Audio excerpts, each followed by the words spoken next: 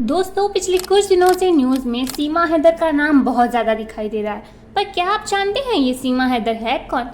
हाँ, शायद आप नहीं जानते होंगे क्योंकि आपको लव द लश्कारा वाली रील देखने से टाइम मिले तो ना। कोई बात नहीं, मैं हूँ आपके लिए। मैं आपको बताऊंगी कि कौन है सीमा हैदर। पाकिस्तान की सीमा हैदर की शादी साल 2014 में ज़कोताबाद में रहने वाले गुलाम हैदर से हुई थी। इस शादी से उन्हें 4 बच्चे हुए। बाद में दोनों कराची शिफ्ट हो गए और साल 2019 में गुलाम हैदर काम के सिलसिले सऊदी अरब चले गए। यही वो समय था जब सीमा की बातचीत सचिन मीणा से शुरू हुई और इसका जरिया बनी एक ऑनलाइन गेम।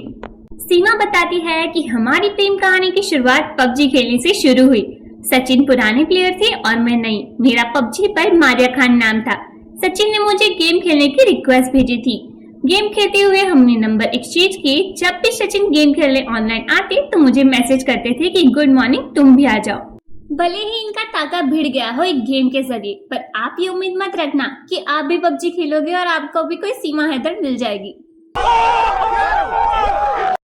सीमा बताती है कि 3-4 महीने गेम खेलने के बाद हम दोस्त बन गए। मैं वीडियो कॉल पर इन्हें पाकिस्तान दिखाती थी और ये मुझे भारत। ये खुश होते थे कि पाकिस्तान देख रहा हूँ और मैं खुश होती थी कि भारत देख रही हूँ। ज्यादा खुशी इस बात की थी कि मैं भारत के किसी लड़के से बात कर रही हूँ। ऐसे ही हमारी बातें पूरी रात होने लगी और इससे आदत पड़ गई और प्यार हो गया। प्यार परवान चढ़ा तो सीमा ने सचिन से मिलने का फैसला किया, लेकिन ये सीमा के लिए आसान नहीं था। अपने प्यार से मिलने के लिए सीमा हैदर ने नेपाल को चुना, लेकिन इसे चुनने के पीछे भी एक खास वजह थी। सीमा कहती है कि हम दुबई भी मिल सकते थे, लेकिन सचिन के पास पासपोर्ट नहीं था। हमें पता चला कि भारत के लोग बिना पासपोर्ट के नेपाल जा सकते हैं, तो हमने नेपाल में मिलने का तय किया। मुलाकात का वक्त और जगह तय होने पर सीमा ने नेपाल का टूरिस्ट वीजा लिया और शारजाह होते हुए काठमांडू पहुंची। सीमा बताती है, पहली बार मैं 10 मार्च 2023 को पाकिस्तान से निकली और शाम को काठमांडू पहुंच गई। मैं पहली बार हवाई जहाज से जा रही थी। जहाज उड़ा तो मैं बिल्कुल बहरी सी हो गई। काठमांडू में सचिन पहले से सीमा का इंतजार कर रहा था। सचिन के मुताबिक उन्होंने न्यू बस पार्क इलाके के न्यू विनायक होटल में एक कमरा किराए पर लिया, जिसके लिए वो होटल मालिक को हर रोज 500 रुपए देते थे। सीमा हैदर के इंस्टाग्राम पर इस दौरान कई ऐसे वीडियो पड़े हैं जिसमें दोनों काठमांडू की सड़कों पर घूमते हुए नजर आ रहे हैं। इसी दौरान दोनों ने एक बड़ा फैसला किया। सीमा बताती है कि हमने 13 मार्च को काठमांडू में पशुपतिनाथ मंदिर में शादी की। एक टैक्सी वाले भाई की मदद से हम लोग शादी कर पाए। हमारे पास वीडियो भी है। मैंने खुद हिंदू धर्म अपनाया है और मुझे किसी ने दबाव नहीं डाला। शादी तो हुई, लेकिन सीमा भारत नहीं आ पाई क्योंकि 4 बच्चे कराची में उसका इंतजार कर रहे थे।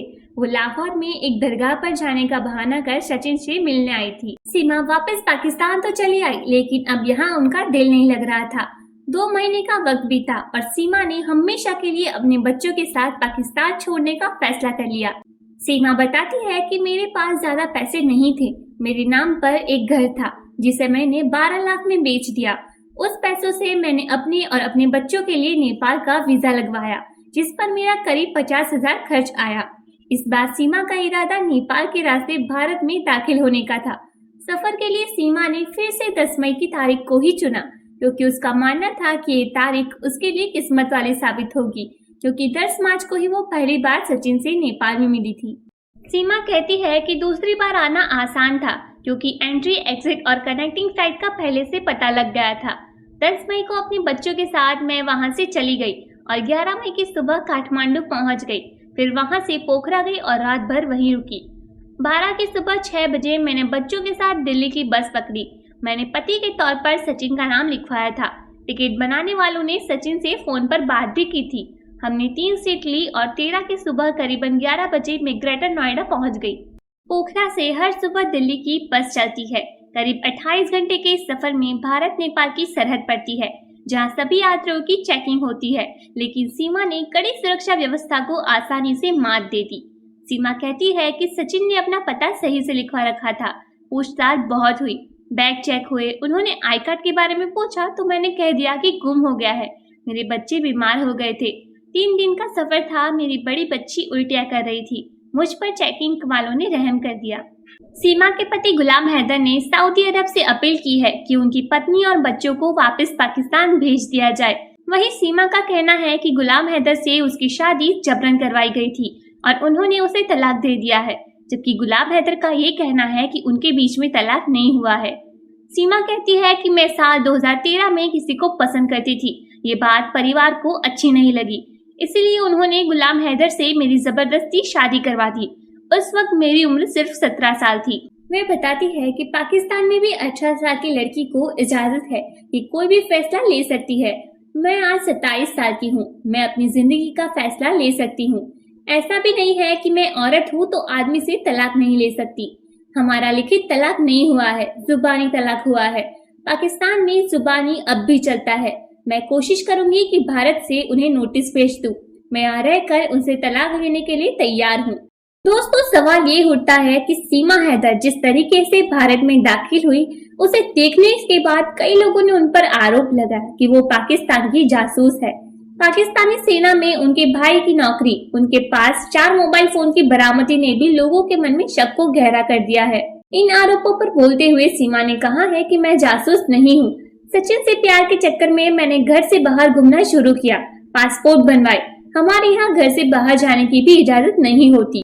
मैं गरीब परिवार से हूँ, मैंने ज्यादा पढ़ाई लिखाई नहीं की। हाँ, मैं अंग्रेजी के थोड़े बहुत शब्द बोल लेती हूँ। इसका मतलब ये नहीं कि मुझे इंग्लिश आती है।